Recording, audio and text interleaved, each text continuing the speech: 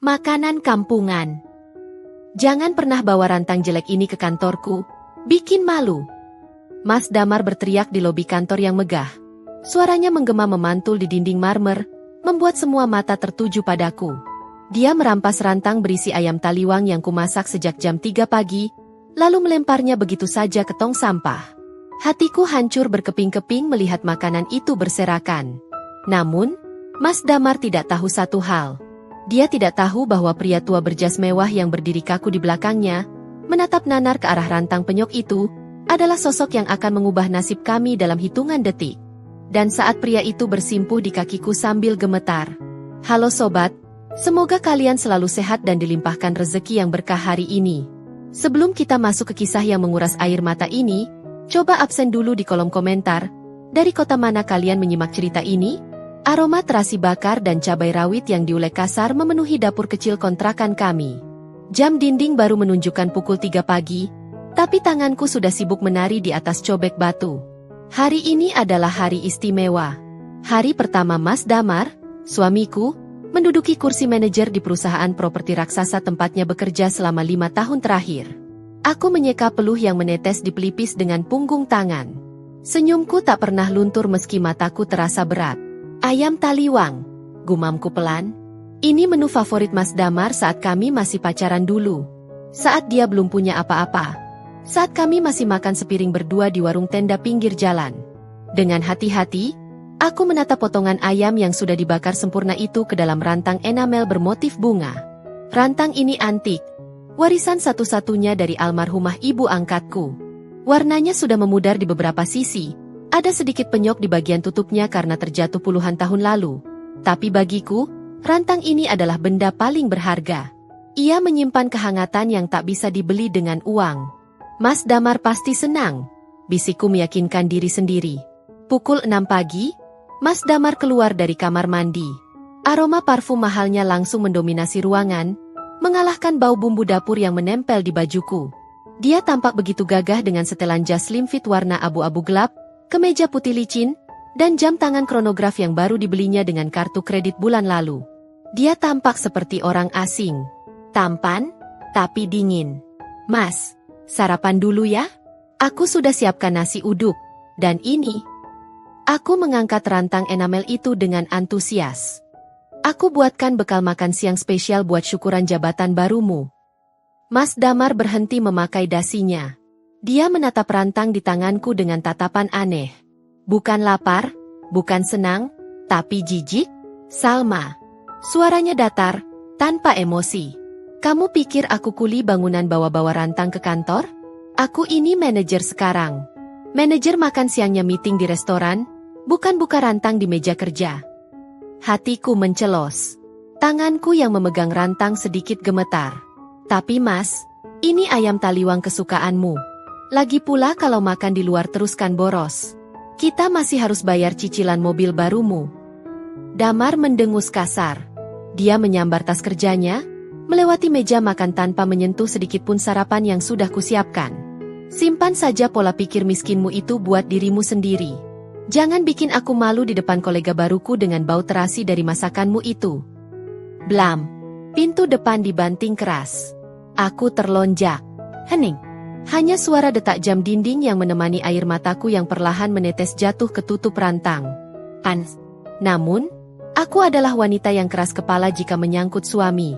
Aku berpikir mungkin Mas Damar hanya gugup karena hari pertamanya. Mungkin dia sedang stres. Aku menghapus air mata, menatap cermin kusam di dinding. Wajahku lelah, tanpa make-up, hanya pelembab seadanya. Gamis katun warna sage green yang kupakai sudah agak lama, tapi masih bersih dan rapi. Aku membetulkan letak hijab pashminaku. Aku harus menyusulnya. Tekadku bulat. Mungkin kalau dia lapar nanti siang, emosinya akan mereda. Aku memesan ojek online. Perjalanan menuju kawasan SCBD memakan waktu hampir 1 jam.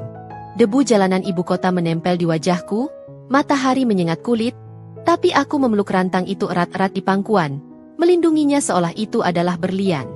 Sesampainya di gedung pencakar langit tempat Mas Damar bekerja, aku merasa kerdil. Gedung itu menjulang tinggi dengan kaca-kaca yang memantulkan langit biru. Orang-orang yang lalu lalang berpenampilan sangat modis. Wanita-wanita dengan sepatu hak tinggi berbunyi tak-tak di lantai marmer, pria-pria dengan jas licin dan rambut klimis. Sementara aku hanya seorang ibu rumah tangga dengan sandal teplek dan tas selempang yang talinya mulai mengelupas. "Maaf, Mbak." Pengantar makanan lewat pintu sampingnya, tegur seorang security saat aku hendak masuk lobi utama. Aku tersenyum sopan. "Maaf Pak, saya bukan ojol. Saya istri Pak Damar, manajer pemasaran yang baru. Saya mau antar bekal." Security itu menatapku dari ujung kaki ke ujung kepala dengan tatapan sangsi, tapi akhirnya membiarkanku lewat. "Silakan tunggu di lobi, Bu." Aku berjalan masuk. Udara sejuk AC langsung menerpa kulitku yang berkeringat. Lobi itu luas dan megah, dengan lampu gantung kristal raksasa. Aku memilih berdiri di dekat pilar besar, takut mengganggu pemandangan. Mataku menyapu sekeliling, mencari sosok suamiku. Dan di sanalah aku melihatnya.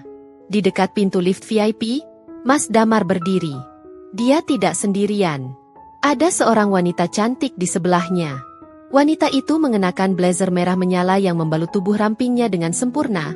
Rambutnya yang panjang bergelombang tergerai indah. Namanya Fiona, rekan kerja yang sering Mas Damar ceritakan. Dulu, saat dia masih terbuka padaku. Jantungku berhenti berdetak sesaat. Bukan karena melihat mereka bersama, tapi karena melihat cara mereka bersama. Fiona tertawa renyah. Tangannya dengan lus menyentuh lengan Mas Damar, membersihkan debu imajiner di jas suamiku. Dan Mas Damar dia tidak menghindar. Dia justru tersenyum. Senyum yang sangat manis. Senyum yang sudah bertahun-tahun hilang dari rumah kami. Senyum yang dulu hanya milikku. Mereka terlihat serasi. Sangat serasi. Seperti pasangan eksekutif muda di sampul majalah bisnis. Kontras sekali dengan aku yang berdiri memeluk rantang penyok di pojok lobi, tampak lusuh dan salah tempat. Rasa panas menjalar di dadaku. Bukan cemburu buta, tapi rasa sakit karena merasa tidak dianggap. Namun, aku sudah sampai di sini. Aku tidak boleh pulang dengan tangan kosong. Aku menarik napas panjang, menguatkan hati. Aku melangkah maju mendekati mereka. Langkahku ragu, tapi pasti. "Mas Damar?" panggilku pelan, namun cukup terdengar di antara hingar-bingar lobi. Tawa Mas Damar seketika terhenti. Dia menoleh. Senyum di wajahnya lenyap dalam sepersekian detik, berganti dengan ekspresi kaget yang bercampur dengan sesuatu yang mengerikan, rasa malu. Fiona ikut menoleh. Matanya menyipit menatapku, lalu turun menatap rantang butut di pelukanku. "Siapa ini? Mar? Kurir makananmu kok panggil Mas, segala? Akrab banget?" tanya Fiona dengan nada mengejek yang halus namun tajam. Aku menatap mata suamiku, berharap ada pembelaan. Berharap dia akan berkata, "Perkenalkan, ini Salma, istriku." Tapi Mas Damar justru membuang muka. Wajahnya memerah pada menahan amarah. Dia melangkah lebar ke arahku, bukan untuk menyambut, tapi dengan gestur mengancam. "Ngapain kamu kesini?" desisnya setengah berbisik. Tapi matanya melotot tajam seolah ingin menelanku hidup-hidup. Cengkeraman tangan Mas Damar di lengan atasku terasa panas dan menyakitkan. Seolah kuku-kukunya menancap menembus kain gamis yang kupakai. Tanpa memedulikan tatapan orang-orang di lobi yang mulai berbisik-bisik, dia menyeretku kasar menjauh dari kerumunan, menuju sudut lobi yang agak tersembunyi di balik pilar marmer besar. Napasnya memburu. Aroma parfum mahalnya kini bercampur dengan bau keringat kecemasan. "Lepas, Mas." Rintihku pelan, mencoba menahan air mata yang sudah menggenang di pelupuk. Aku berusaha menjaga keseimbangan agar rantang di pelukanku tidak jatuh. Meski tubuhku terhuyung-huyung mengikuti langkah lebarnya. Mas Damar menghempaskan tanganku begitu kami sampai di sudut ruangan. Dia menatapku dengan sorot mata yang belum pernah kulihat seumur hidup pernikahanku dengannya. Tatapan penuh kebencian murni. "Kamu punya otak enggak sih, Sal?" bentaknya tertahan. Suaranya bergetar menahan amarah. Dia menunjuk wajahku dengan telunjuk yang gemetar. "Ini kantor pusat. Headquarters. Bukan balai desa tempat kamu biasa ngerumpi. Ngapain kamu datang ke sini dengan penampilan gembel begini?" Aku ternganga, lidahku keluh. "Mas, aku istri kamu. Aku cuma mau antar bekal." "Bekal?" potongnya cepat dengan nada mencemooh. Kamu pikir aku anak SD yang perlu dibawain bekal? Lihat sekelilingmu. Salma, lihat. Sebelum aku sempat menjawab, suara ketukan sepatu hak tinggi mendekat. Tak, tak, tak. Irama langkah yang percaya diri dan mengintimidasi. Fiona muncul dari balik pilar, melipat kedua tangannya di dada. Matanya yang tajam memindai penampilanku dari ujung hijab pashmina sederhanaku sampai ke sandal teplek di kakiku, lalu berhenti di rantang enamel bunga-bunga yang kudekap erat. Sudut bibirnya terangkat membentuk senyum sinis yang merendahkan. Mar, serius deh. Suara Fiona terdengar manja namun menusuk. Dia mengibaskan tangan di depan hidungnya, seolah menghalau bau busuk. Ini siapa sih? Dari tadi aku nyium bau terasi sama bawang goreng nyengat banget. Ternyata sumbernya dari bungkusan yang dia bawa itu ya? Bikin mual tau nggak? Ini lobi AC sentral loh. Darahku berdesir panas. Masakan ini. Ayam taliwang ini kumasak dengan penuh cinta dan doa. Bagaimana mungkin mereka menyebutnya bau busuk? Aku menatap Mas Damar, menanti pembelaan. Mas, bilang sama temanmu ini. Dia kerabat jauhku. Enam. Potong Mas Damar cepat, tanpa menatap mataku. Jantungku seperti berhenti berdetak. Dunia di sekitarku hening seketika. Apa? Bisikku tak percaya. Mas Damar menoleh ke arah Fiona dengan senyum kaku yang dipaksakan. Iya, biasalah orang kampung. Kerabat dari pihak ibu yang suka nggak tahu sopan santun. Datang nggak bilang-bilang, mau minta sumbangan kali. Maaf ya, Enam, jadi ganggu pemandangan kamu. Kerabat? Minta sumbangan? Lututku lemas seketika. Rasa sakit fisiknya saat dia mencengkeram lenganku tadi tidak ada apa-apanya dibandingkan rasa sakit mendengar pengakuan itu. 5 tahun aku mendampinginya. 5 tahun aku menemaninya dari dia yang hanya staf biasa. Makan mie instan dibagi 2, sampai sekarang dia berdiri dengan jas Italia itu. Dan sekarang, di puncak kesuksesannya, aku hanya dianggap kerabat jauh peminta sumbangan. Oh pantesan. Fiona terkekeh pelan, tatapannya semakin merendahkan. Kasih aja uang transport biar dia cepat pulang. Mar, malu-maluin kalau dilihat Pak Bos nanti. Outfitnya itu loh aduh, sakit mata lihatnya. Air mataku tumpah. Tak bisa kutahan lagi. Mas Damar, tega kamu. Mas, aku istrimu. Aku bangun jam 3 pagi buat masak ini. Ini ayam taliwang kesukaanmu. Suaraku meninggi. Getaran emosi membuat beberapa karyawan yang melintas menoleh ke arah kami. Wajah Mas Damar berubah dari merah pada menjadi pucat, lalu kembali merah karena murka. Dia panik melihat perhatian orang-orang mulai tertuju pada kami. Dia maju selangkah, mendesakku ke tembok marmer yang dingin. Diam kamu, desisnya. Jangan bikin drama di sini. Aku nggak bikin drama. Mas, kamu yang nggak ngakuin aku. Aku menyodorkan rantang itu ke dadanya. Berharap dia akan ingat rasanya, ingat kenangan kami. Terima ini, Mas. Makanlah. Tolong hargai usahaku sedikit saja. Damar menatap rantang antik itu seolah-olah itu adalah bom waktu yang siap meledakkan karirnya.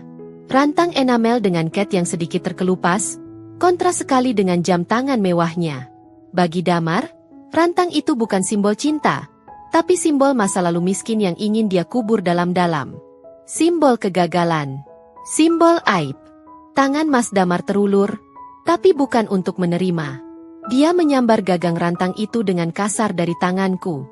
Tenaganya begitu kuat hingga aku hampir terjungkal ke depan. Hargai. Damar tertawa hambar, tawa yang terdengar mengerikan di telingaku. Dia mengangkat rantang itu tinggi-tinggi di atas kepalanya, seolah memamerkannya pada seluruh lobi. Suaranya kini lantang. Sengaja dia keraskan agar Fiona dan semua orang mendengar deklarasinya. Dengar ya, perempuan kampung. Aku ini manajer pemasaran. Gajiku 2 digit. Teman makanku para eksekutif. Matanya melotot menatapku yang gemetar ketakutan. Kamu pikir aku sudi makan makanan berminyak di dalam rantang gembel ini? Kamu pikir levelku masih di warteg pinggir jalan? Mas Jan. Aku memohon, firasat buruk menyergapku. Damar tidak peduli. Dia berbalik badan, menghadap ke tengah lobi yang ramai, di mana sebuah tong sampah stainless steel besar berdiri tak jauh dari meja resepsionis. Makanan kampungan kayak gini tempatnya bukan di meja kerjaku. teriaknya menggema. Tapi di sini, tangannya mengayun kuat ke depan, siap melempar rantang warisan ibuku itu ke tempat sampah layaknya melempar bungkusan limbah beracun. "Jangan, Mas!" Teriakanku pecah, membelah udara lobi yang dingin. Tanganku tergapai putus asa ke udara, mencoba meraih benda berharga itu. Namun, jarak kami terlalu jauh. Semuanya terjadi dalam gerak lambat yang menyiksaku. Lengan kekar Mas Damar mengayun tanpa ragu. Rantang enamel itu melayang lepas dari genggamannya, berputar di udara sebentar, memperlihatkan motif bunga merah mudanya yang pudar, sebelum akhirnya menghantam pinggiran tong sampah stainless steel itu dengan suara yang memekakkan telinga. Perang. Kelantak. Suara logam beradu dengan logam, diikuti bunyi benturan keras di lantai marmer. Rantang itu tidak masuk ke dalam tong sampah. Ia menghantam bibir tong, tutupnya terpelanting jauh, dan susunan rantang itu terlepas satu sama lain. Detik berikutnya adalah mimpi buruk. Ayam taliwang yang kungkep dengan santan kental dan bumbu rempah pilihan itu berhamburan keluar. Kuah merah berminyak muncrat secara dramatis, menyiprat liar ke segala arah. Potongan ayam bakar yang masih hangat menggelinding menyedihkan di atas lantai marmer putih yang berkilau. Nasi putih yang pulen berserakan seperti butiran pasir yang ditendang ombak. Dan yang terburuk, cipratan kuah pedas berwarna merah pekat itu mendarat tepat di sepatu hak tinggi Christian Louboutin milik Fiona dan ujung celana bahan Mas Damar. Hening. Seluruh aktivitas di lobi terhenti total. Suara ketikan keyboard resepsionis, dering telepon, hingga obrolan para tamu, semuanya lenyap. Semua mata tertuju pada kekacauan berwarna merah di tengah kemegahan lobi yang steril itu. Bau terasi bakar dan rempah yang kuat seketika menguar, bertarung melawan aroma pengharum ruangan lavender yang elegan. "Kiaa! Jorok!" Jeritan Fiona memecah kesunyian. Dia melompat mundur dengan wajah jijik luar biasa, mengibas-ngibaskan kakinya. "Damar! Lihat, sepatu mahalku kena kuah sampah ini. Ih, bau banget." Wajah Mas Damar berubah ungu karena malu dan marah. Urat-urat di lehernya menonjol keluar. Dia menatapku seolah aku baru saja membakar gedung kantornya. "Puas kamu sekarang?" bentaknya menggelegar. "Lihat ulahmu. Kamu bikin kotor kantor saya. Kamu bikin malu saya di depan semua orang. Dasar wanita nggak tahu diuntung." Aku tidak menjawab. Kakiku lemas, tubuhku merosot jatuh ke lantai. Bukan karena bentakan itu, tapi karena melihat ayam yang kumasak dengan penuh cinta kini tergeletak tak berharga, diinjak-injak oleh ego suamiku sendiri. Di antara tumpukan nasi yang berserakan, aku melihat secari kertas kecil yang tadi kuselipkan. Surat ucapan selamat. Kertas itu kini basah, menyerap minyak merah, tulisannya luntur tak terbaca. Persis seperti hatiku. Tanpa mempedulikan tatapan jijik puluhan pasang mata, aku merangkak. Tangan getarku mulai memunguti potongan ayam itu satu persatu. "Jangan diambil," bisik suara hatiku. "Bangun, Salma. Tinggalkan dia." Tapi tubuhku bergerak sendiri. Ini rezeki. Pamali membuang makanan. Ibu selalu mengajarkan itu. Air mataku menetes jatuh, bercampur dengan kuah di lantai. "Maaf ya, Mas. Maaf." Isaku pelan sambil memungut nasi dengan tangan telanjang, memasukkannya kembali ke dalam rantang yang penyok. "Ya Tuhan, hentikan." Fiona menutup hidungnya dengan sapu tangan sutra. "Security, panggil cleaning service." Dan seret gembel ini keluar. Aku mau muntah lihat dia mungut makanan dari lantai kayak pengemis. Mas Damar menendang pelan rantang di depanku, membuat isinya kembali tumpah sedikit. "Berhenti mempermalukan dirimu sendiri. Salma, tinggalkan sampah itu. Pergi." Aku mendongak, menatap suami yang kucintai itu lewat pandangan yang kabur oleh air mata. Dia bukan Mas Damarku lagi. Pria di hadapanku ini adalah monster yang diciptakan oleh ambisi. "Security, seret dia," perintah Damar lagi, kali ini lebih keras pada dua petugas keamanan yang berlari mendekat dengan wajah panik. Kedua satpam itu ragu sejenak melihatku yang menangis bersimpuh, tapi takut pada bentakan Mas Damar yang memakai ID card manager. Salah satu dari mereka hendak memegang bahuku. Ting! Suara lonceng lift VIP di belakang kami berbunyi nyaring, memotong ketegangan.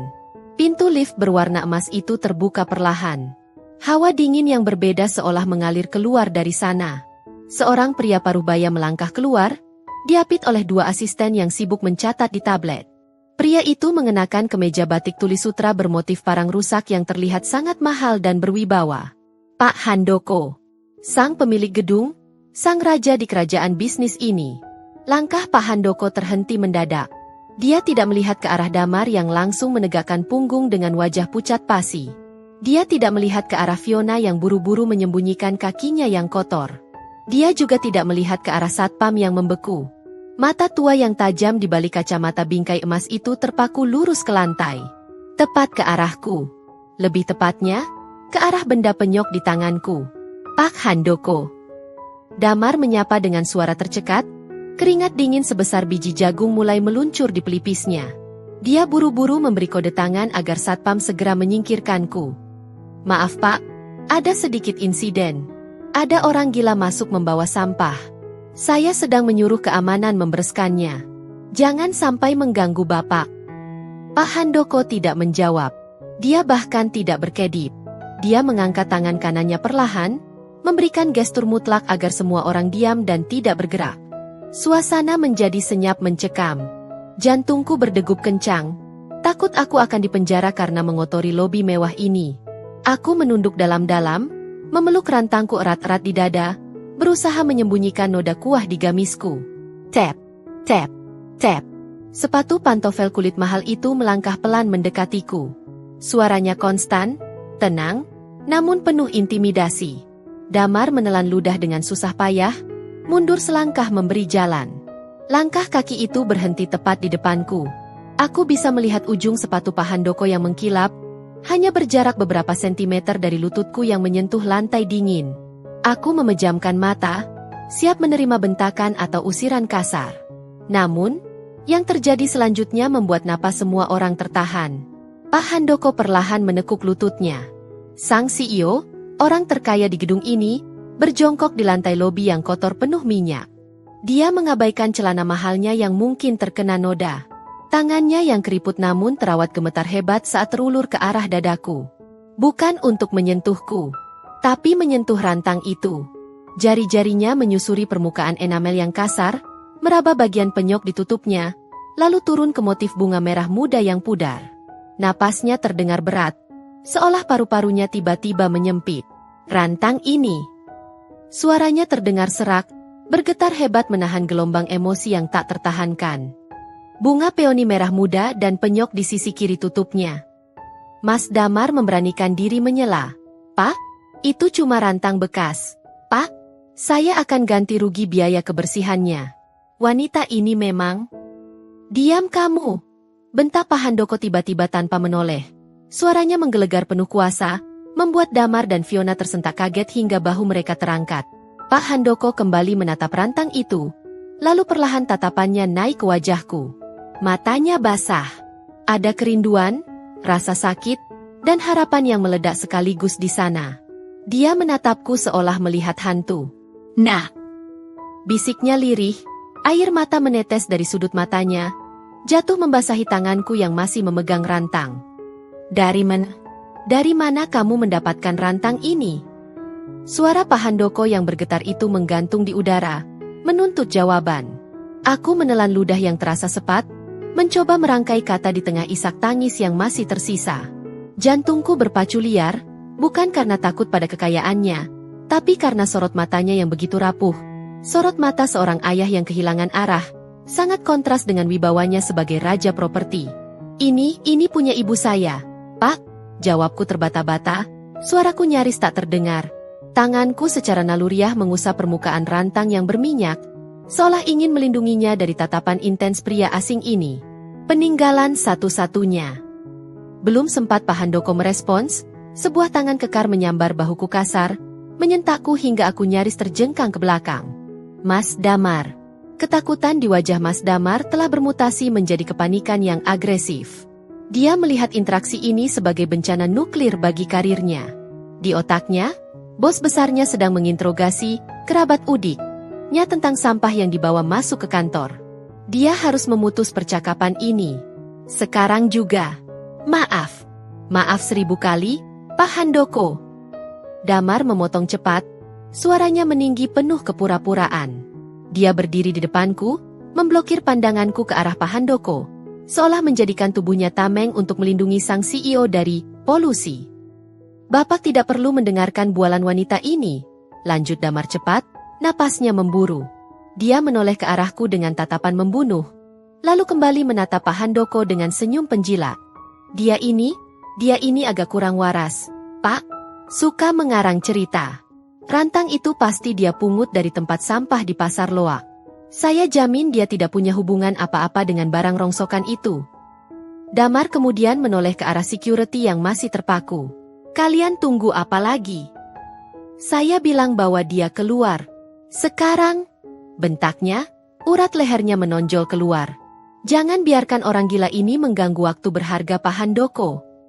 Dua security itu tersentak dan langsung maju, mencengkeram lengan kanan dan kiriku. Aduh, sakit, Pak. Rintihku saat mereka menarikku paksa untuk berdiri. Rantang di pelukanku berguncang hebat. Tunggu, potong Pak Handoko. Suaranya tidak keras, tidak membentak seperti Damar, tapi memiliki bobot yang membuat lantai lobi seolah bergetar. Damar membeku. Pak. Pak Handoko perlahan berdiri tegak. Dia tidak mempedulikan Damar. Hidungnya kembang kempis, menghirup udara dalam-dalam. Matanya terpejam sejenak. Aroma itu, di antara bau lantai yang baru dipel dan parfum Fiona yang menyengat, hidung tua Pak Handoko menangkap sesuatu yang sangat spesifik. Aroma yang sudah 20 tahun tidak pernah mampir di indera penciumannya. Aroma terasi lombok yang dibakar di atas arang batok kelapa. Perpaduan kencur, jeruk limau, dan sedikit kayu manis. Itu resep rahasia. Resep aneh yang hanya dibuat oleh satu orang di dunia ini. Mendiang istrinya, Sekar. Pak Handoko membuka mata. Tatapannya kini bukan lagi bertanya, tapi menuntut. Dia mengabaikan Damar sepenuhnya, melangkah melewati tubuh suamiku seolah Damar hanyalah butiran debu tak kasat mata, lalu kembali mendekat ke arahku yang masih dicengkeram security. Lepaskan dia, perintah Pak Handoko dingin. Para security langsung melepaskan pegangan mereka seolah tanganku terbakar api. Aku terhuyung sedikit, kembali memeluk rantangku. Pak, jangan tertipu. Damar mencoba menyela lagi, keringat dingin mulai membasahi kerah kemejanya. Makanannya bau busuk. Pak, bikin mual.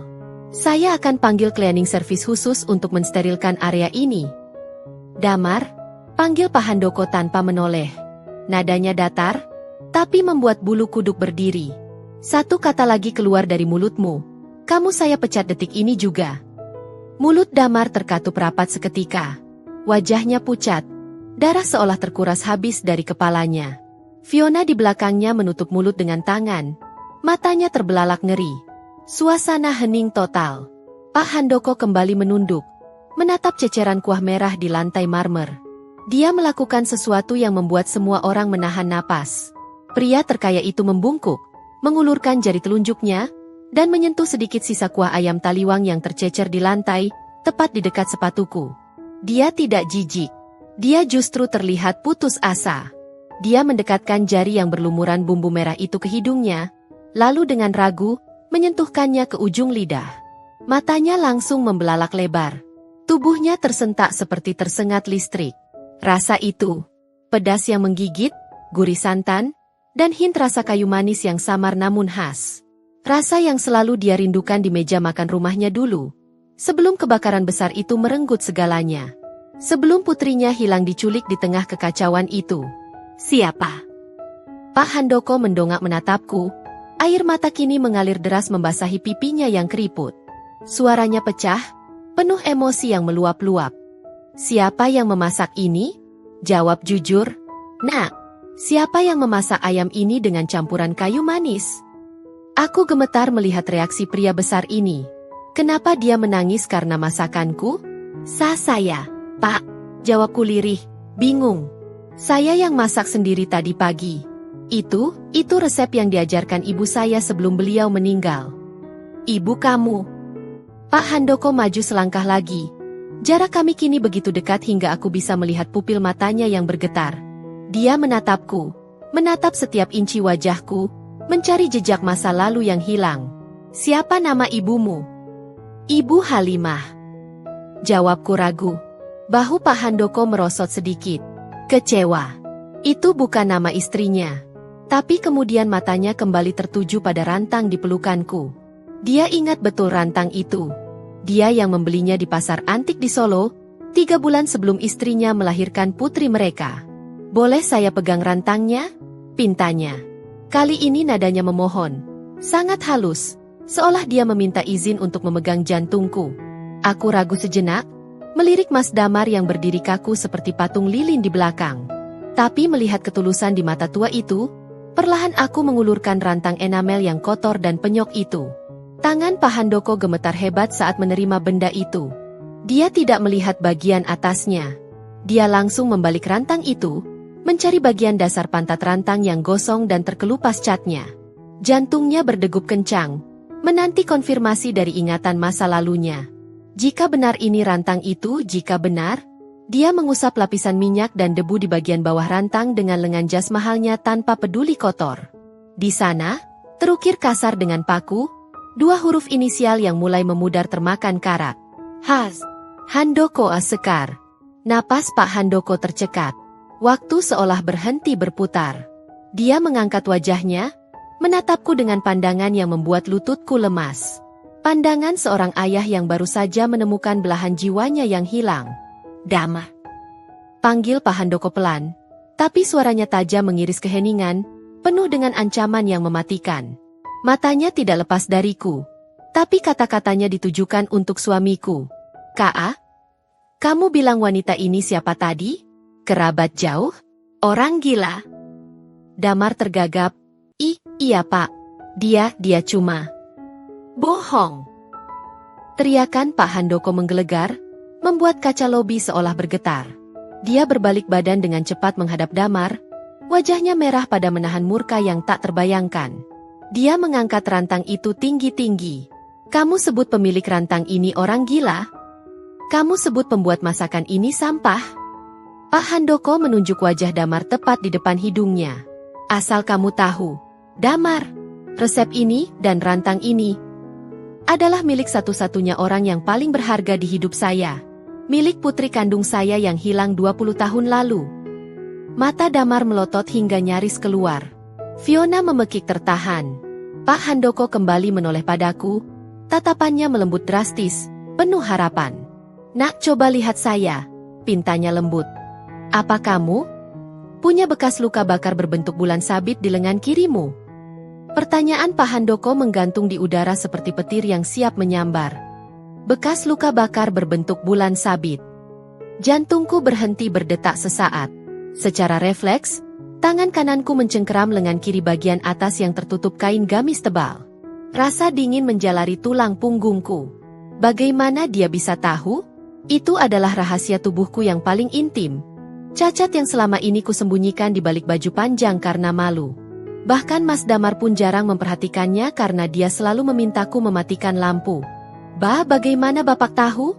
Suaraku nyaris hilang, tertelan oleh keheningan lobi yang mencekam. Mata Pak Handoko melebar, air mata semakin deras mengalir di pipinya yang keriput. Napasnya terdengar berat dan tersendat-sendat. Seperti orang yang baru saja berlari maraton mengejar harapan yang nyaris punah. Jangan percaya, Pak. Suara Mas Damar memecah keheningan, nyaring dan panik. Dia melompat maju, berusaha menarik tanganku menjauh dari jangkauan pandang Pak Handoko. Cengkeramannya kasar sekali. Ini modus penipuan baru. Pak, pasti dia pernah baca artikel tentang anak Bapak yang hilang, lalu dia sengaja membuat luka palsu. Damar berteriak histeris. Matanya liar menatap sekeliling, mencari dukungan. Salma, ngaku kamu. Kamu sengaja kan melukai dirimu sendiri biar bisa memeras orang kaya. Dasar wanita licik. Lepaskan dia, bentak Pak Handoko. Kali ini suaranya tidak lagi bergetar karena sedih, tapi menggelegar karena marah. Damar tersentak mundur, melepaskan tanganku. Pak Handoko kembali menatapku, tatapannya memohon. Tolong, Nak, izinkan saya melihatnya. Sekali saja. Kalau tidak ada, saya akan pergi. Tapi kalau benar ada. Suaranya tercekat. Tanganku gemetar hebat. Perlahan, dengan jari-jari yang kaku, Aku mulai menggulung lengan Gami sebelah kiri. Sedikit demi sedikit, kain berwarna sage green itu terangkat, menampilkan kulit sawo matangku. Dan di sana, tepat di bawah bahu, terlihat jelas jaringan parut berwarna putih pucat. Bentuknya melengkung sempurna, seperti bulan sabit. Luka bakar akibat besi panas yang menimpaku saat aku masih balita. Kenang-kenangan dari kecelakaan yang merenggut ingatan masa kecilku. Ya Allah! Pekik tertahan keluar dari mulut Fiona yang berdiri di belakang. Pak Handoko menutup mulutnya dengan tangan. Tubuhnya terguncang hebat. Dia tidak menyentuh luka itu, seolah takut aku akan kesakitan lagi. Tapi matanya menelusuri setiap inci bekas luka itu dengan kerinduan yang menyayat hati. 20 tahun. Bisik Pak Handoko parau. Kakinya lemas hingga ia jatuh berlutut di hadapanku. Sang CEO, pemilik gedung pencakar langit ini, berlutut di depan seorang wanita berantakan yang baru saja diusir suaminya. 20 tahun ayah mencarimu.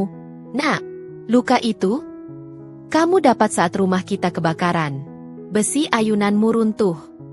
Aku ternganga. Potongan-potongan memori buram di kepalaku seolah mulai menemukan bentuknya. Api, teriakan, dan air sungai yang dingin. Bapak siapa? Tanyaku lirih. Air mataku ikut menetes tanpa bisa kutahan. Saya ayahmu. Pak Handoko meraih tanganku, mencium punggung tanganku yang kotor oleh bumbu ayam taliwang dengan penuh takzim. Nama aslimu bukan Salma, tapi Sekar.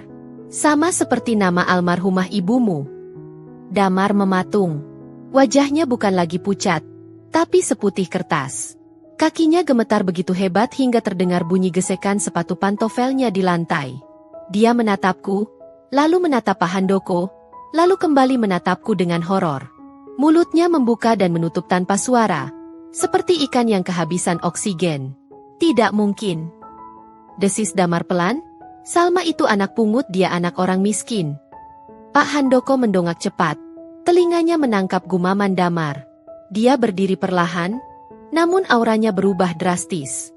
Kesedihan di wajahnya menguap, digantikan oleh murka yang dingin dan mematikan. Dia tidak melepaskan genggaman tangannya dari tanganku, seolah takut aku akan hilang lagi jika dia lengah sedetik saja. Apa kamu bilang tadi, Damar? Tanya Pak Handoko. Suaranya rendah, tapi bergema menakutkan di seluruh lobi. Damar mundur selangkah, menabrak pilar marmer. Pasah saya tidak tahu. Sumpah saya tidak tahu. Dia tidak pernah cerita. Dia tidak cerita, atau kamu yang tidak pernah mau mendengar? Potong Pak Handoko tajam. Kamu sebut putriku apa tadi? Gembel? Pembantu? Orang gila? Pak Handoko mengambil rantang yang masih ada di tanganku dengan lembut, lalu mengangkatnya ke hadapan wajah Damar. Rantang itu kini terlihat bukan lagi sebagai barang rongsokan, melainkan sebagai bukti kejahatan Damar. Kamu melempar rantang ini, ucap Pak Handoko, setiap katanya ditekan dengan penuh penekanan. Rantang yang berisi masakan putriku. Masakan yang dia buat dengan tangan yang kamu hina itu. Kamu membuangnya ke tempat sampah di depan matanya. Itu kesalahpahaman. Pak, saya cuma mau disiplin kerja. Kantor harus bersih. Damar mencoba membela diri, tapi suaranya terdengar menyedihkan. Dia menoleh padaku, matanya memancarkan kepanikan luar biasa. Salma, bilang sama Pak Handoko, aku suami yang baik kan? Kita cuma lagi berantem kecil kan? Sayang. Panggilan, sayang, itu terdengar begitu menjijikan di telingaku sekarang. Baru 10 menit lalu dia memanggilku, Gembel.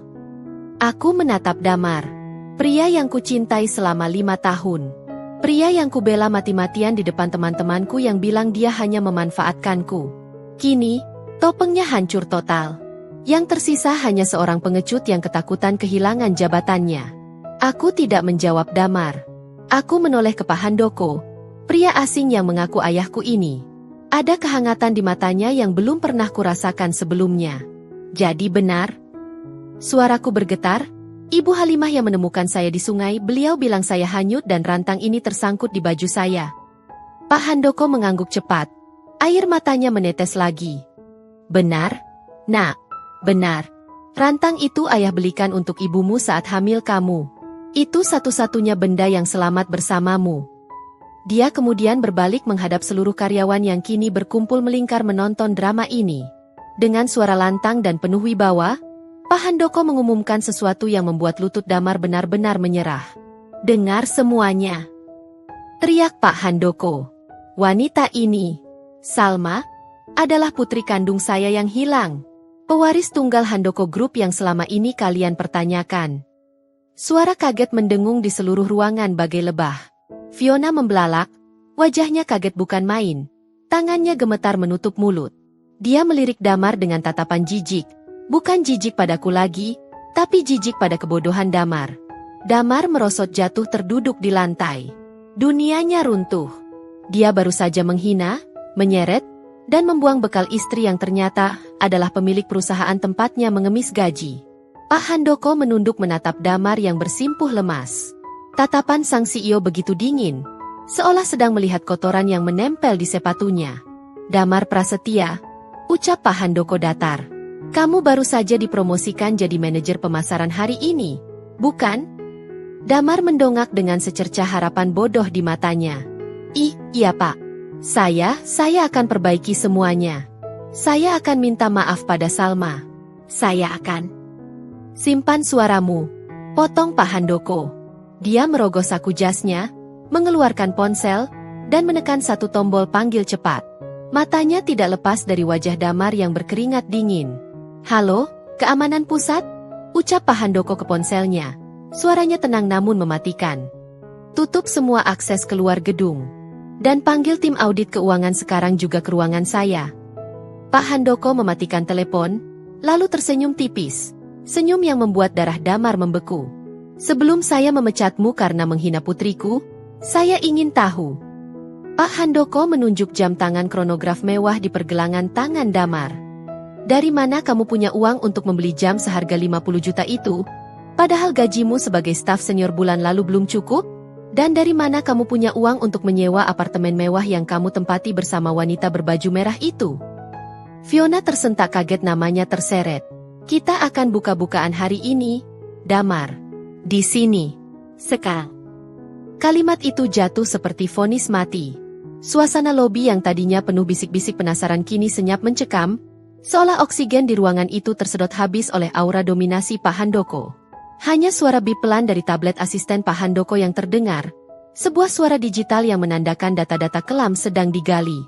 Mas Damar menelan ludah, jakunnya bergerak naik turun dengan kasar. Tangan kanannya secara refleks menutupi jam tangan Rolex Daytona KW Super, atau mungkin asli dari hasil curian, yang melingkar di pergelangannya. Wajahnya yang tadi merah padam karena marah, kini abu-abu seperti mayat. "Pak, ini tidak seperti yang Bapak pikirkan." Suara Damar bergetar, mencoba mencari sisa-sisa wibawanya yang sudah hancur lebur. Dia menatapku sekilas, lalu beralih ke Fiona, mencari sekutu. Tapi Fiona justru memundurkan langkahnya pelan-pelan. Matanya liar mencari celah untuk kabur. "Fiona," panggil Pak Handoko tanpa menoleh ke wanita itu. "Jangan coba-coba melangkah keluar dari lobi ini. CCTV sudah merekam wajahmu sejak kamu masuk." Langkah Fiona terhenti. Dia membeku, wajah cantiknya memucat di balik lapisan make-up tebal. "Buka datanya, Sanusi," perintah Pak Handoko pada asisten pribadinya yang berdiri tegap di sisi kanan. Sanusi, pria berkacamata tebal dengan wajah datar tanpa ekspresi, mengangguk. Dia mengetuk layar tabletnya beberapa kali, lalu memproyeksikan data itu ke layar LED besar yang biasanya dipakai untuk display iklan properti di dinding lobi. Semua orang menoleh. Grafik keuangan muncul. Deretan angka berwarna merah menyala terpampang jelas. "Damar Prasetya," Sanusi membacakan dengan nada monoton seperti mesin. "Gaji pokok bulan lalu, 15 juta rupiah. Pengeluaran kartu kredit korporat bulan ini, 150 juta rupiah. Item pembelian, tas Hermes Birkin, menginap 3 malam di hotel mulia tipe Presidential Suite, dan deposit apartemen di Kuningan."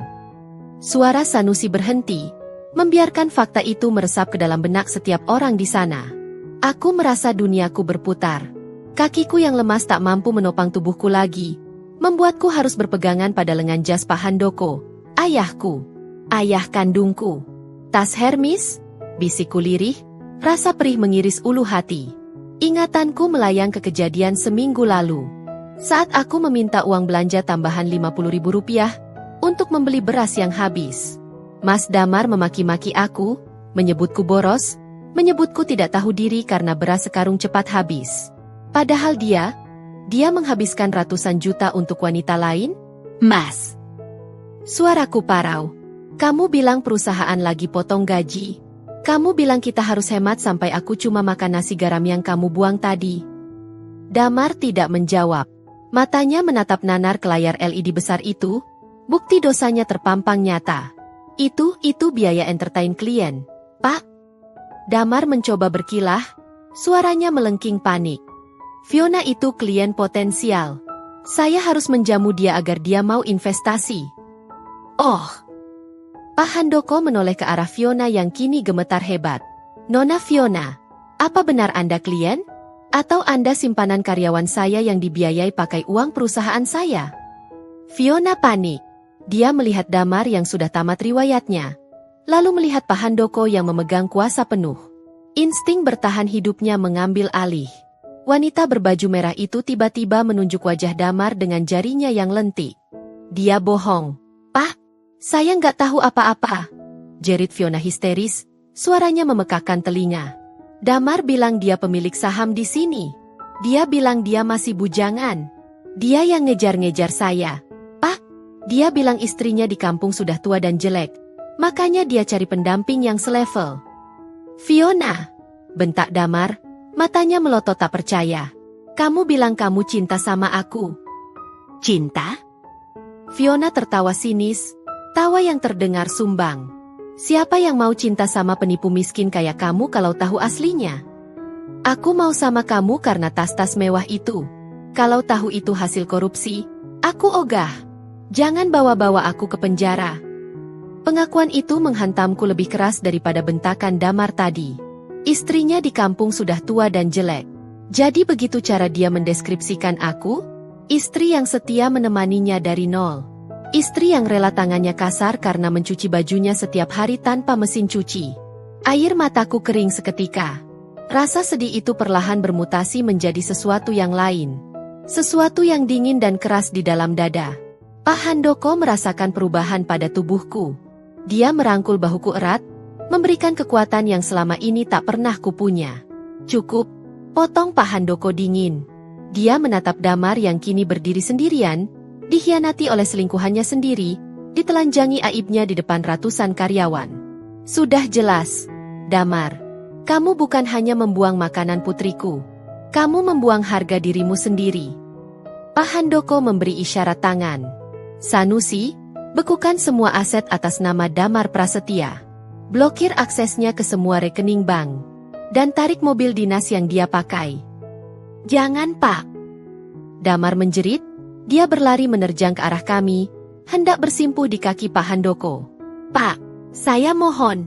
Saya tulang punggung keluarga. Kalau Bapak pecat saya mau makan apa?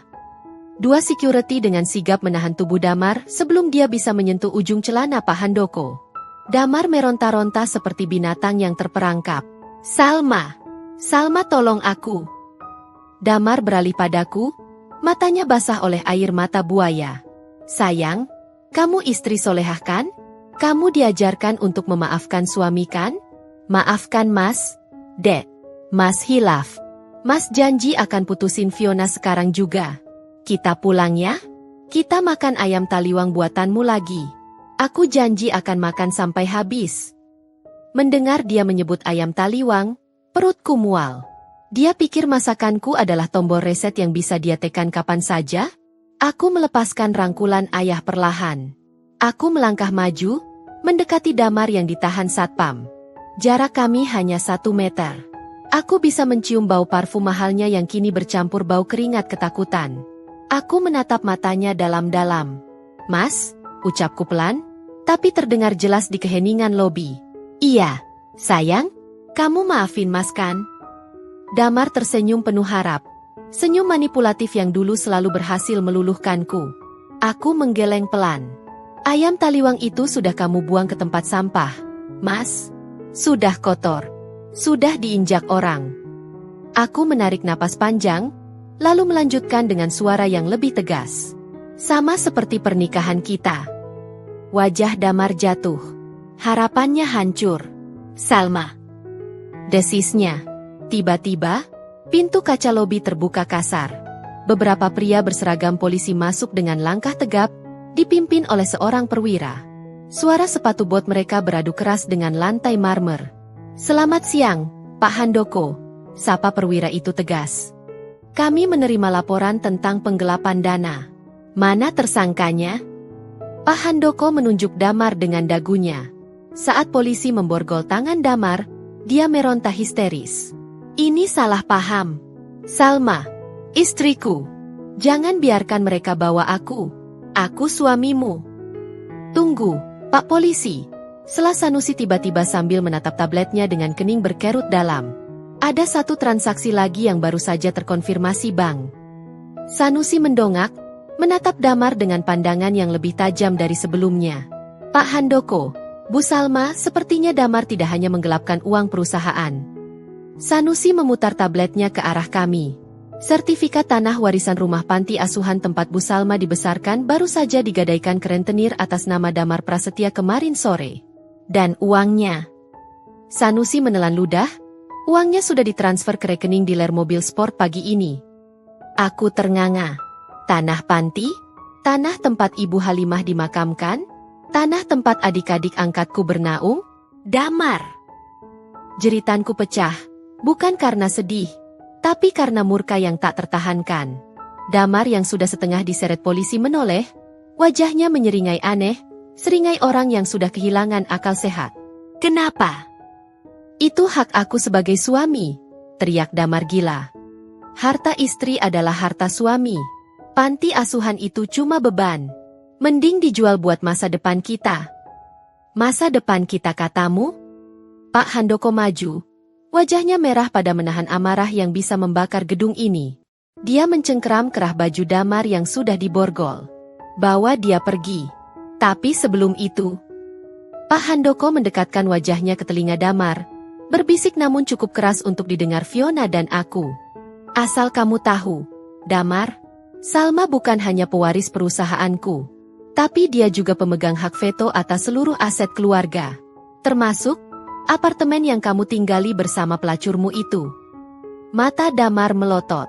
"Dan saya pastikan," lanjut Pak Handoko, "malam ini juga, kamu dan selingkuhanmu itu akan tidur di lantai penjara yang dingin tanpa sehelai benang pun yang kalian miliki." Saat Damar diseret keluar sambil meraung-raung, aku merasakan pening yang luar biasa. Tubuhku goyah. Gelap mulai merayap di pinggir pandanganku. "Salma! Nak!" Ayah menangkap tubuhku. Namun sebelum kesadaranku hilang sepenuhnya, aku melihat Fiona berlari kecil mendekatiku. Bukan untuk menolong. Dia membungkuk cepat ke telingaku saat ayah sedang panik berteriak memanggil dokter. "Heh, wanita kampung!" bisik Fiona cepat. Suaranya berbisa seperti ular. "Jangan senang dulu. Kamu pikir Damar cuma ambil uang? Cek tas selempang bututmu itu. Surat adopsi dan bukti identitasmu yang asli sudah dibakar Damar tadi pagi sebelum berangkat kerja." Fiona menyeringai licik sebelum ditarik paksa oleh security. "Tanpa surat itu, kamu gak akan pernah bisa membuktikan secara hukum kalau kamu anak Pak Handoko. Tes DNA bisa dipalsukan, sayang." Kalimat itu menjadi hal terakhir yang kudengar sebelum semuanya menjadi gelap gulita. Bau minyak kayu putih dan aroma lavender yang menenangkan perlahan menyusup ke indera penciumanku, mengusir kegelapan yang sempat menguasai kesadaran. Kelopak mataku terasa berat, namun aku memaksanya terbuka. Hal pertama yang kulihat bukan lagi langit-langit lobi yang tinggi dan menyilaukan, melainkan plafon ruangan mewah dengan lampu redup yang hangat. Aku terbaring di sofa kulit panjang yang empuk di sebuah ruangan luas. Di sampingku, duduk seorang pria tua, ayahku, menggenggam tanganku erat, seolah takut aku akan menguap jadi asap jika dia melepaskannya barang sedetik. Matanya sembab, kacamata emasnya tergeletak di meja kaca. Kal. Bisiknya parau saat melihat mataku terbuka. Senyum lega merekah di wajah lelahnya. "Syukurlah. Ayah pikir ayah akan kehilanganmu lagi karena serangan jantung." Ingatanku langsung tersentak kembali. Polisi. Dan bisikan Fiona. Aku langsung bangun, mendadak duduk meski kepalaku masih pening. Napasku memburu. Ayah, surat-surat itu. Tanganku mencengkeram lengan jas ayah. Panik. Fiona bilang Damar membakar surat adopsi dan akta lahir asliku. Tanpa itu, bagaimana aku membuktikan kalau aku anak ayah? Fiona bilang tes DNA bisa dipalsukan. Ayah tersenyum tenang. Sangat tenang, kontras dengan kepanikanku. Dia mengelus kepalaku lembut. Gerakan yang asing namun anehnya terasa begitu familiar di memori sel tubuhku. SSTT tenang. Nak, ucap ayah lembut namun tegas. Zaman sudah canggih. Kertas bisa dibakar, tapi darah tidak bisa bohong. Dokter forensik terbaik di Jakarta sudah dalam perjalanan ke sini untuk mengambil sampel DNA kita berdua. Dan soal Fiona. Ayah mendengus pelan, sorot matanya menajam. Wanita itu hanya menggertak. Dia takut masuk penjara karena menikmati uang curian Damar, jadi dia mencoba memanipulasi mentalmu agar kamu ragu dan mundur. Jangan dengarkan desisan ular yang sedang terpojok. Rasa lega membanjiri dadaku, tapi rasa sakit di hati karena pengkhianatan Damar masih berdenyut nyeri. Toh. Pintu ruangan terbuka. Sanusi masuk dengan wajah kaku. Dia membawa sebuah tablet dan map merah. Maaf mengganggu, Pak Handoko, Bu Salma, ucap Sanusi sopan, tapi nada bicaranya menyiratkan urgensi. Pihak kepolisian baru saja mengabari. Saudara Damar, dia membuat keributan di ruang tahanan sementara. Biarkan saja dia berteriak sampai suaranya habis, jawab ayah dingin, kembali mengambil kacamata emasnya. Bukan itu masalahnya, Pak, potong Sanusi hati-hati. Dia melirikku sekilas dengan tatapan prihatin. Damar menuntut haknya. Dia berteriak-teriak kepada penyidik bahwa, karena Bu Salma sekarang sudah terkonfirmasi sebagai putri bapak dan pewaris tunggal Handoko Group, maka secara hukum, dia sebagai suami sah berhak atas 50% dari kenaikan harta kekayaan istri selama pernikahan. Dia mengancam akan menuntut harta Gonogini jika Bu Salma menceraikannya. Darahku mendidih. Rasa mual kembali menyerang ulu hatiku. Damar? Manusia macam apa dia? Baru 1 jam lalu dia membuang bekal makan siangku karena malu aku miskin. Sekarang, saat tahu aku kaya raya, dia langsung menghitung persentase hartaku. Di balik jeruji besi pun, otaknya masih berisi kalkulator keserakahan. Aku menurunkan kaki dari sofa, mencoba berdiri tegak meski lututku masih goyah. Antar aku ke sana, ucapku datar. Salma, kamu masih lemah, cegah ayah khawatir. Enggak, Yah. Aku harus mengakhiri ini. Aku harus melihat wajahnya saat dia sadar bahwa dia tidak akan mendapatkan sepeser pun. Aku menatap ayah, memohon pengertian. Biarkan aku yang bicara padanya. Sebagai istri, untuk yang terakhir kalinya. Ayah menatapku lama, lalu mengangguk bangga. Darahku memang mengalir kuat di nadimu. Baik, kita ke kantor polisi sekarang. Kantor polisi itu bau apek, campuran asap rokok, keringat, dan keputusasaan. Kontras sekali dengan kantor mewah tempat Damar bekerja tadi pagi. Di ruang interogasi yang sempit dan berdinding kaca satu arah, Damar duduk dengan tangan terborgol di meja besi. Jas mahalnya sudah kusut, dasinya miring, rambut klimisnya acak-acakan. Saat pintu terbuka dan aku melangkah masuk didampingi ayah dan Sanusi, kepala Damar langsung terangkat. Matanya berbinar liar. Bukan binar cinta, tapi binar orang yang melihat peti harta karun berjalan. Salma, sayang.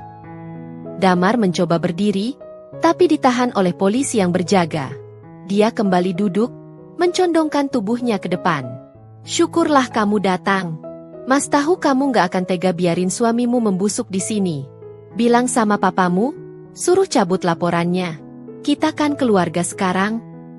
Aku duduk di kursi besi di hadapannya. Diam. Hanya menatap wajah pria yang pernah menjadi pusat duniaku. Wajah yang dulu kukagumi ketampanannya, kini terlihat begitu jelek dan menyedihkan. Keluarga? Tanyaku pelan. Iya dong. Damar tertawa gugup, matanya melirik ayah yang berdiri bersedekap di pojok ruangan dengan tatapan membunuh. Dengar, Sal. Aku minta maaf soal insiden rantang itu. Aku cuma stres kerjaan. Biasalah. Tekanan manajer. Tapi intinya, sekarang kita kaya. Sal, kamu anak konglomerat. Bayangkan hidup kita. Kita bisa beli rumah di Menteng, kita bisa keliling Eropa. Kita? Potongku lagi. Iya, kita. Damar mulai tidak sabar.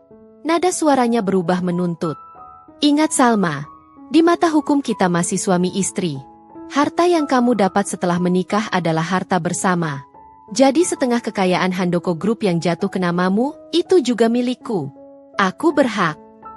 Sanusi yang berdiri di belakangku berdehem pelan, membuka map merah yang dibawanya. Maaf menyela imajinasi Anda, Saudara Damar, ucap Sanusi datar. Tapi sepertinya Anda melupakan satu detail hukum yang krusial. Damar melotot. Apa? Jangan coba-coba tipu saya ya. Saya tahu hukum. Ayah maju selangkah, meletakkan tangannya di bahuku. Kamu memang tahu hukum, Damar. Tapi kamu tidak tahu sejarah perusahaan saya. Ayah mencondongkan tubuhnya. Suaranya rendah namun menusuk.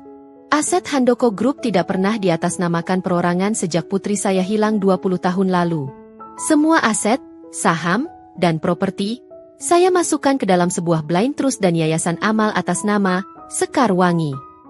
Klausulnya jelas, aset ini hanya bisa dicairkan atau diakui kepemilikannya oleh putri saya setelah dia berusia 30 tahun atau statusnya sebagai anak disahkan secara hukum dan dia menandatangani akta penerimaan. Damar ternganga, bingung. Maksudnya? Aku tersenyum tipis. Senyum yang terasa dingin di bibirku sendiri. Aku mulai paham arah pembicaraan ayah. Maksudnya, Mas, suaraku tenang. Saat ini, detik ini, aku belum menerima warisan apapun secara hukum. Aku belum tanda tangan apapun. Jadi, secara teknis aku masih Salma yang miskin. Salma yang cuma punya rantang penyok. Wajah Damar memucat drastis. Jadi. Suaranya tercekat. Jadi, lanjut ayah dengan senyum puas. Jika kamu menuntut harta Gonogini hari ini, yang bisa kamu bagi dua hanyalah hutang panci dan cicilan motor metik butut yang ada di rumah kontrakan kalian. Oh, dan juga hutang penggelapan dana 2 miliar serta hutang gadai tanah panti asuhan yang kamu buat. Itu harta bersama kalian, kan? Silakan, ambil setengah dari hutang itu. Jep, kata-kata ayah menghantam Damar telak di ulu hati. Matanya kosong, mulutnya menganga lebar. Harapannya untuk menjadi kaya mendadak hancur berkeping-keping menjadi debu. Dia sadar, dia terjebak. Dia tidak akan dapat uang, dia justru akan mewarisi setengah dari hutang yang dia buat sendiri, ditambah hukuman penjara. Tubuh Damar merosot di kursi. Dia menatapku lagi, kali ini tanpa topeng, tanpa kepura-puraan. Hanya ada ketakutan murni. Dia tiba-tiba meluncur turun dari kursi, berlutut di lantai kotor di bawah meja, berusaha meraih kakiku dengan tangan terborgol. Salma, Dek tolong Mas. Dia menangis, air mata dan ingusnya bercampur. Mas nggak mau dipenjara. Mas, tolonglah, kamu kan mencintai Mas. Ingat janji suci kita. Aku menarik kakiku mundur, menghindari sentuhannya. Aku berdiri, menatap ubun-ubun suamiku yang sedang bersujud di kakiku. Pemandangan yang ironis. Tadi pagi dia berdiri gagah menghinaku, sekarang dia menyembah kakiku seperti pengemis. Aku menunduk, mendekatkan wajahku padanya. Mencintai? Bisikku tajam, setiap kata keluar seperti silet. Damar mendongak, matanya basah memelas. Kamu baru saja membuang cintaku ke tempat sampah di lobi kantor tadi pagi, Mas? Bersama ayam taliwang itu. Cinta itu sudah kotor, sudah diinjak-injak orang. Persis seperti yang kamu lakukan pada harga diriku. Aku menegakkan tubuh, berbalik badan memunggunginya. Dan sekarang, kamu bersujud di kakiku bukan karena cinta atau penyesalan. Aku menoleh sedikit lewat bahu, menatapnya dengan pandangan membekukan. Tapi karena kamu takut miskin. Salma! Salma! Damar berteriak histeris saat aku melangkah keluar ruangan. Polisi menahannya yang mencoba mengejarku. Salma kembali. Aku suamimu. Kamu nggak bisa tinggalin aku. Salma AA. Pintu besi berat itu tertutup di belakangku dengan suara klang yang keras, memotong teriakan Damar. Keheningan lorong kantor polisi menyambutku. Aku menyandarkan punggung ke pintu besi itu, menarik napas panjang. Satu tetes air mata terakhir jatuh dari sudut mataku. Bukan air mata sedih, tapi air mata pelepasan. Selamat tinggal, Damar. Namun, saat kami berjalan menuju pintu keluar, Sanusi menerima telepon lagi. Wajahnya yang tadi datar, kini berubah tegang. Dia menatap ayah dengan cemas. "Pak!" bisik Sanusi, pengacara keluarga Damar atau lebih tepatnya, ibu kandung Damar, baru saja tiba di lobi depan. Dan dia tidak sendirian. Dia membawa wartawan infotainment. Ayah menggeram marah. Ibu mertua yang selama ini tidak pernah merestui Salma itu? Mau apa nenek sihir itu? Dia mau menuntut hak asuh. "Pak," jawab Sanusi ragu-ragu. Aku mengernyit bingung. "Hak asuh? Hak asuh siapa? Kami belum punya anak." Sanusi menatap perutku, lalu menatap mataku dengan pandangan aneh. "Bu Salma, dokter yang memeriksa ibu saat pingsan tadi menitipkan hasil lab ini." Sanusi menyerahkan amplop putih tertutup. "Ibu belum tahu." Tanganku gemetar menerima amplop itu. Apalagi ini? Apalagi kejutan yang disiapkan takdir untukku hari ini? Perlahan aku merobek segel amplop itu. Membaca baris pertama hasil laboratorium. Positif, usia kandungan, 6 minggu. Duniaku berhenti berputar untuk kedua kalinya hari ini. Aku hamil. Aku mengandung anak Damar. Anak dari pria yang baru saja kupenjarakan. Kertas hasil laboratorium itu bergetar hebat di tanganku. Seirama dengan detak jantungku yang memburu tak karuan. Positif. Satu kata itu seolah menjadi jangkar besi yang tiba-tiba dikaitkan ke kakiku, menyeretku tenggelam ke dasar lautan kebingungan. Di saat aku ingin terbang bebas meninggalkan masa lalu, takdir justru mengikatku kembali dengan Damar melalui nyawa kecil yang kini berdenyut di rahimku. "Salma." Ayah menyentuh bahuku, wajahnya pucat pasi.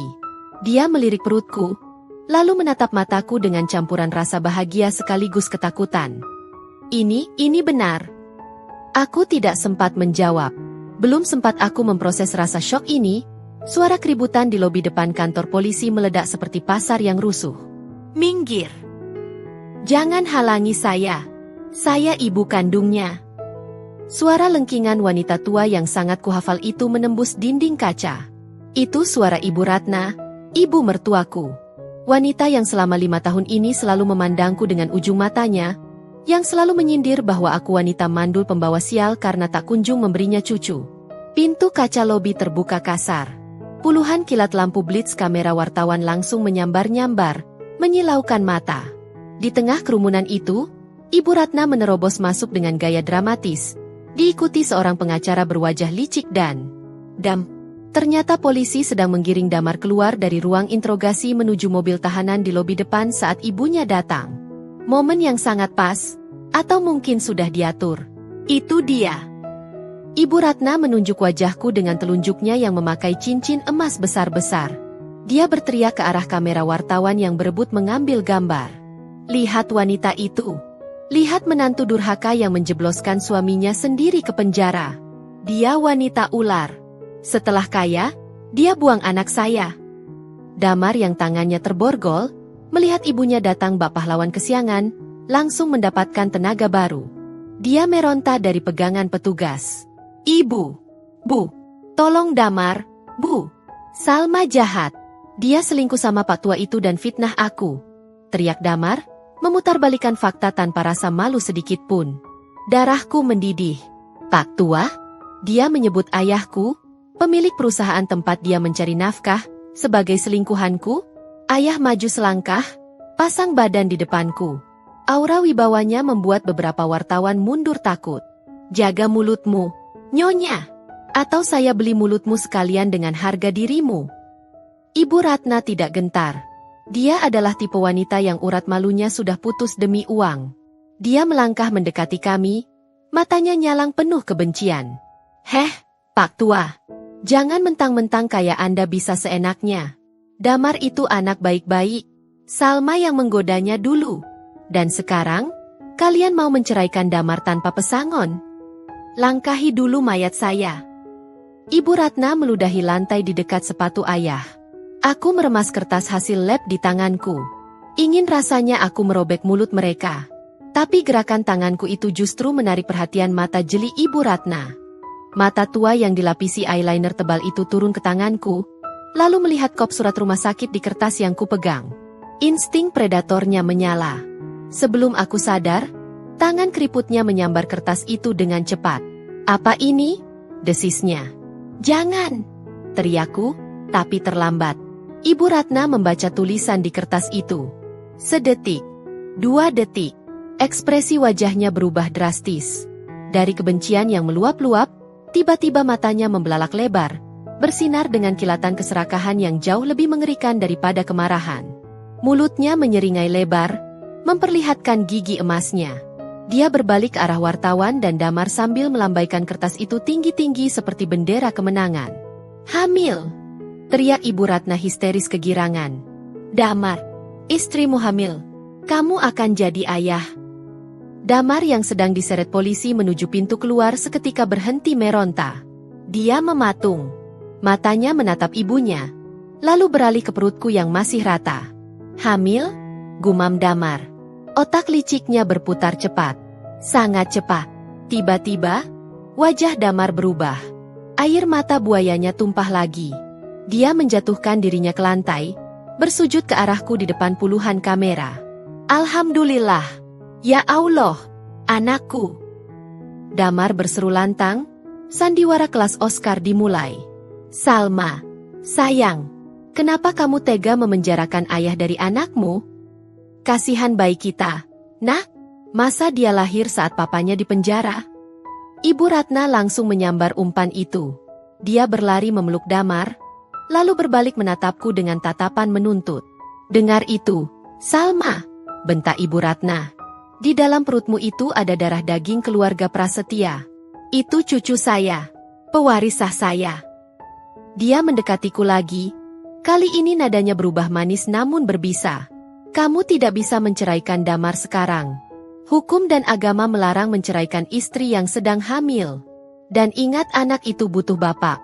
Kalau kamu tetap memenjarakan Damar, kami akan tuntut hak asuh anak itu begitu dia lahir." Aku mundur selangkah, tanganku menutupi perut secara protektif. Kalian tidak akan menyentuh anakku." "Anakmu?" Ibu Ratna tertawa sinis. Pengacaranya maju, membetulkan dasi, lalu berbicara dengan nada formal yang menyebalkan. "Maaf, Bu Salma. Berdasarkan undang-undang, Saudara Damar memiliki hak penuh sebagai ayah biologis. Jika Anda bersikeras memenjarakan klien saya dan menguasai harta warisan sendirian, kami akan mengajukan gugatan bahwa Anda adalah ibu yang tidak stabil secara emosional. Kami akan mengambil bayi itu segera setelah tali pusarnya dipotong." "Ayahku murka. Kalian mengancam putriku?" "Kami hanya memperjuangkan hak cucu kami, Pak Handoko," jawab Ibu Ratna santai. Dia menatapku lekat-lekat, matanya menelanjangi jiwaku. "Pikirkan baik-baik, Salma. Kamu mau anakmu lahir dan tumbuh bersama kami keluarga Prasetya yang penuh kasih ini, atau kamu mau cabut laporan polisi sekarang, bayar hutang-hutang suamimu, dan kita hidup damai sebagai keluarga kaya raya?" Damar dari kejauhan berteriak, "Sayang, pikirkan baby kita. Aku janji akan berubah. Demi anak kita. Bebaskan aku, Salma." Aku merasa mual. Sangat mual. Mereka tidak peduli pada bayi ini. Sama sekali tidak. Bagi mereka, janin di perutku hanyalah tiket lotre. Mereka melihat bayi ini sebagai sandera. Sebagai kunci brankas harta ayahku. Duniaku terasa menyempit. Suara jepretan kamera, teriakan wartawan yang bertanya, "Apa benar Anda akan memenjarakan suami saat hamil?" Dan tawa kemenangan Ibu Ratna bercampur aduk menjadi kakofoni yang menyakitkan. Aku menatap Damar. Dia tersenyum tipis di sela-sela tangis palsunya. Senyum yang berkata, "Kamu kalah, Salma. Kamu tidak akan bisa lari dariku." Napasku sesak. Apa aku harus membiarkan monster ini bebas demi bayiku? Atau aku harus membiarkan bayiku nanti diperebutkan oleh monster-monster ini? Tiba-tiba, sebuah ide gila melintas di kepalaku. Ide yang sangat berisiko, tapi mungkin satu-satunya cara untuk membungkam keserakahan mereka selamanya. Aku menegakkan punggung, menghapus air mata, dan menatap lurus ke kamera wartawan yang paling dekat. Wajahku dingin, tanpa ekspresi. Kalian mau berita? Tanyaku lantang, membuat suasana hening seketika. Ibu Ratna dan Damar terdiam, menunggu apa yang akan kukatakan. Aku mengelus perutku pelan, lalu menatap Damar dengan pandangan yang membuat senyum di wajahnya luntur perlahan. Mas Damar, Ibu Ratna. Ucapku pelan namun jelas, terekam oleh semua mikrofon di ruangan itu. Kalian yakin sekali ini anak Damar? Mata Damar melotot. Apa maksudmu? Kita sudah menikah 5 tahun, dan aku tidak pernah hamil. Lanjutku tenang, berbohong demi menyelamatkan nyawa di perutku. Tapi baru sebulan ini aku bertemu kembali dengan keluarga asliku, dan tiba-tiba aku hamil. Ayah menatapku kaget, tapi dia segera paham kodeku. Dia diam, membiarkanku bermain api.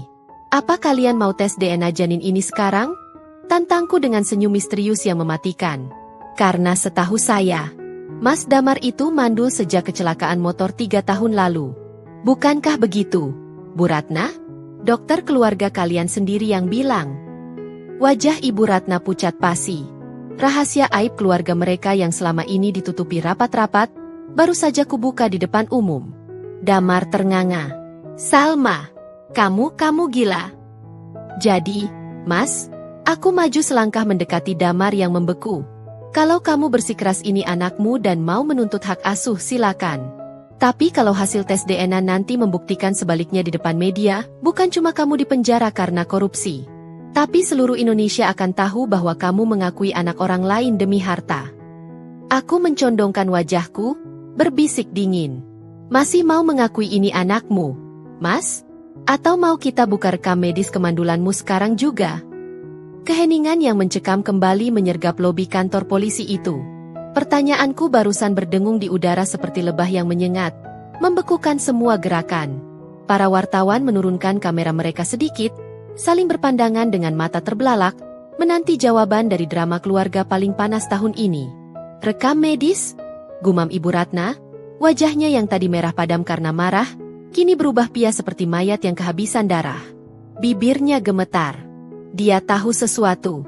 Dia tahu bahwa 3 tahun lalu, setelah kecelakaan motor itu, ada satu tes yang hasilnya sengaja dia sembunyikan dari publik, bahkan dariku, demi menjaga citra, kejantanan, putra kesayangannya. Damar menatap ibunya dengan tatapan horor. Dia melihat keraguan di mata wanita tua itu. Keraguan yang fatal. Bu? Ibu bilang dokter waktu itu cuma bilang cedera ringan kan? Tanya Damar panik, suaranya pecah. Aku normal kan, Bu? Bilang sama mereka kalau Salma bohong. Namun, Ibu Ratna tidak menjawab. Insting bertahan hidup wanita tua itu jauh lebih kuat daripada kasih sayangnya. Dia melihat kamera-kamera yang masih menyorot, menyadari bahwa jika dia bersikeras mengakui janin ini dan ternyata Salma benar-benar membuka data medis, atau lebih parah, jika hasil tes DNA nanti negatif di depan nasional, nama baik keluarga Prasetya akan hancur lebur selamanya. Dia akan jadi bahan tertawaan sosialitas se-Jakarta. Ibu Ratna melakukan hal yang paling logis bagi seorang pengecut. Dia memutar badan, melepaskan rangkulannya dari bahu Damar seolah putranya itu mengidap penyakit menular. Saya tidak tahu menahu soal urusan ranjang mereka. Seru Ibu Ratna tiba-tiba, suaranya melengking menyalahkan. Dia menepis tangan Damar yang mencoba meraihnya. Dasar anak tidak berguna. Bikin malu keluarga saja. Kalau kamu memang mandul, kenapa tidak bilang dari dulu? Mau jebak ibu kamu sendiri, hah? Bu. Damar ternganga, air matanya menetes. Kali ini air mata asli karena dikhianati oleh satu-satunya orang yang membelanya. Ibu percaya sama dia? Ibu tinggalkan aku? Jangan bawa-bawa ibu. Ibu Ratna mundur cepat, menutupi wajahnya dengan tas branded dari sorotan kamera. Pak pengacara, ayo kita pulang. Biar anak bodoh ini urus masalahnya sendiri. Tanpa menoleh lagi, Ibu Ratna bergegas keluar menembus kerumunan wartawan, meninggalkan putranya sendirian di tengah arena pembantaian mental yang kuciptakan. Damar hancur. Kakinya benar-benar kehilangan tenaga. Dia ambruk di lantai keramik yang dingin, kedua tangannya yang terborgol terkulai lemas di pangkuan. Dia menatap punggung ibunya yang menjauh, lalu perlahan menoleh padaku. Tatapannya kosong. Harta melayang. Jabatan hilang. Selingkuhan kabur. Dan kini, Ibunya sendiri membuangnya. Puas kamu, Sal? Bisiknya serak. Sangat pelan hingga nyaris tak terdengar di antara riuh rendah suara jepretan kamera yang kembali menggila. Aku tidak menjawab. Aku hanya berdiri tegak, memandanginya dengan tatapan dingin. Tidak ada rasa puas, yang ada hanya rasa lelah yang luar biasa. Bawa tersangka masuk ke kendaraan. Perintah perwira polisi tegas, memecah momen itu. Dua petugas langsung menyentak lengan Damar, memaksanya berdiri. Damar terhuyung, kakinya menyeret di lantai saat digiring paksa menuju pintu keluar. Namun, saat melewati tempatku berdiri, Damar tiba-tiba mengerahkan sisa tenaga terakhirnya. Dia berhenti, menahan bobot tubuhnya, membuat polisi kewalahan sejenak. Matanya menatapku lekat, mencari sisa-sisa cinta yang mungkin masih ada. Salma, ucapnya. Suaranya bergetar hebat penuh keputusasaan. Demi Tuhan, Sal, lupakan soal harta. Lupakan soal jabatan. Tapi jawab jujur satu hal saja. Matanya turun ke perutku yang tertutup gamis. Ada kerinduan yang menyayat di sana. Kerinduan seorang pria yang baru sadar dia akan kehilangan segalanya. Itu benar-benar bukan anakku? Kamu hamil dengan orang lain? Tanyanya lirih. Apa aku benar-benar tidak punya apa-apa lagi di dunia ini?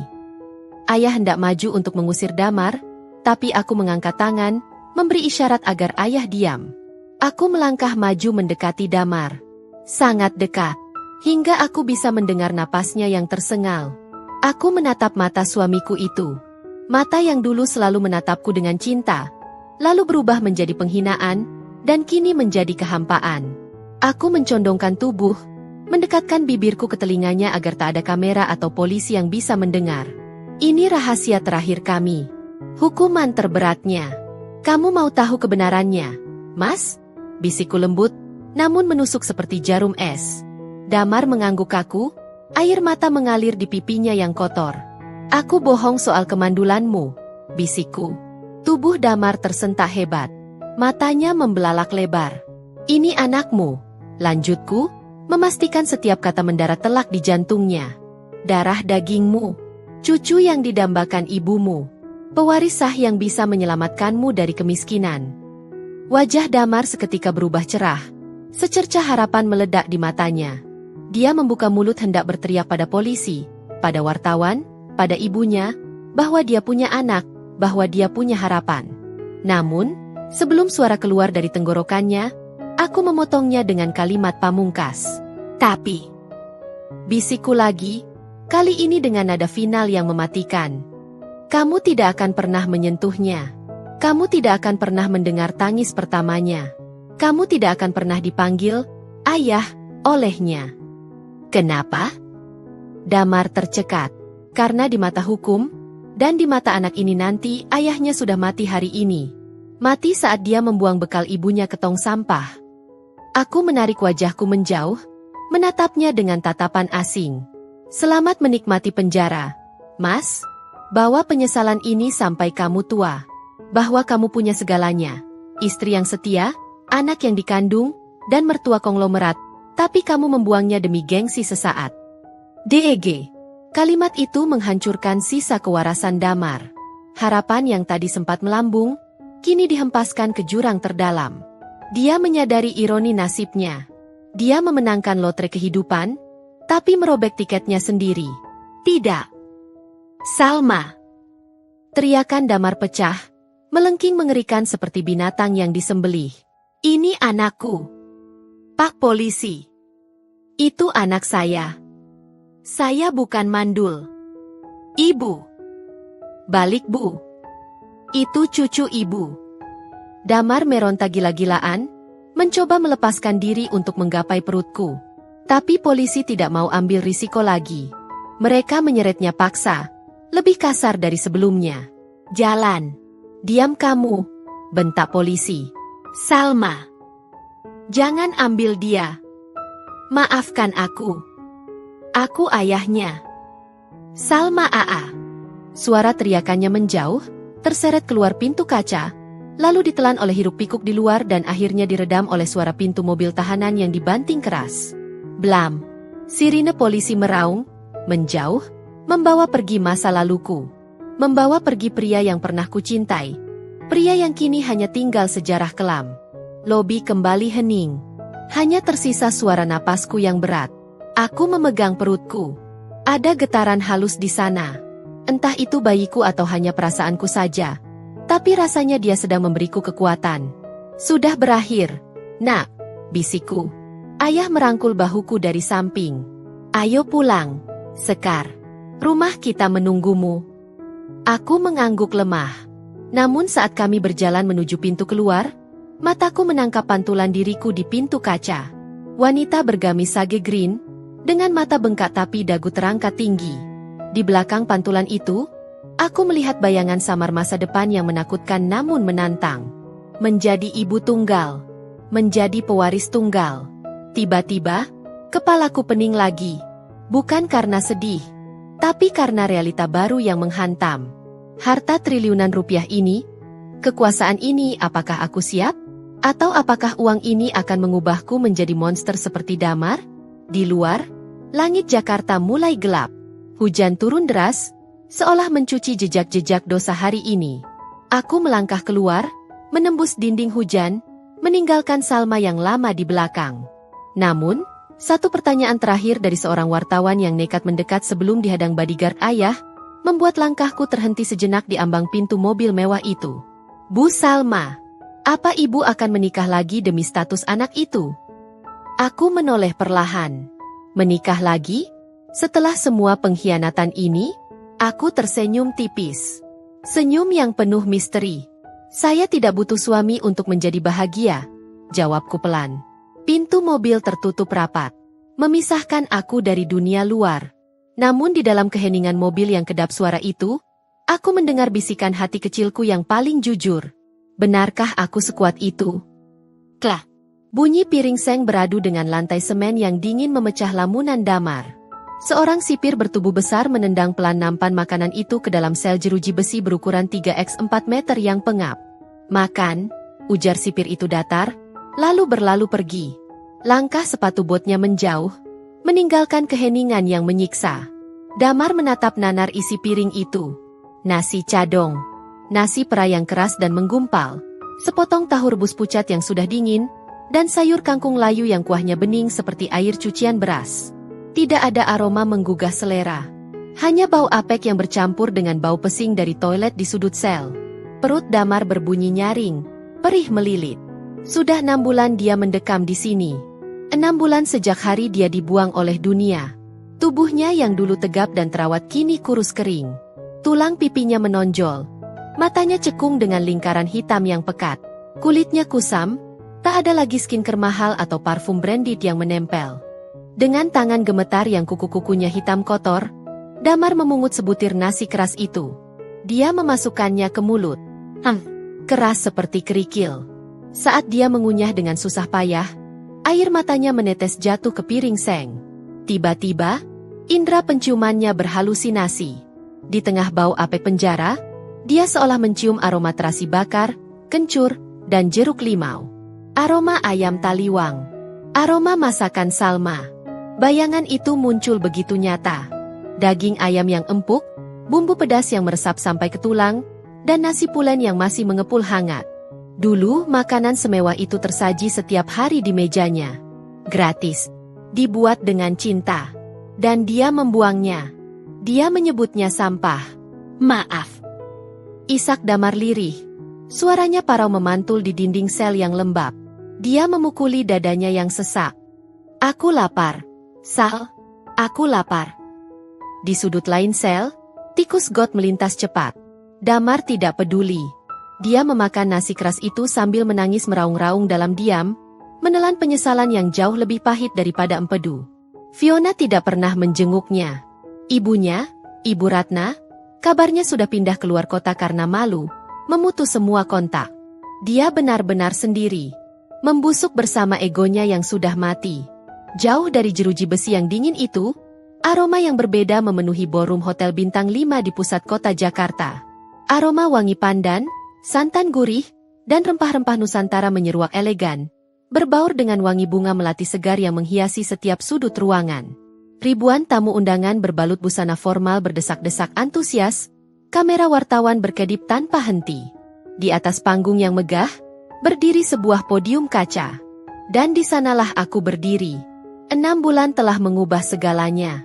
Bukan hanya penampilanku yang kini mengenakan gamis sutra Sage Green rancangan desainer ternama yang membalut perut buncitku. Usia kandunganku sudah masuk 7 bulan, tapi juga sorot mataku. Tidak ada lagi Salma yang menunduk takut. Tidak ada lagi Salma yang merasa kerdil. Terima kasih, ucapku tenang ke arah mikrofon. Suaraku bulat dan percaya diri, menggema jernih di seluruh ruangan. Terima kasih kepada semua yang hadir dalam peluncuran resmi, Sekar Wangi Culinary, divisi bisnis terbaru dari Handoko Group. Tepuk tangan membahana.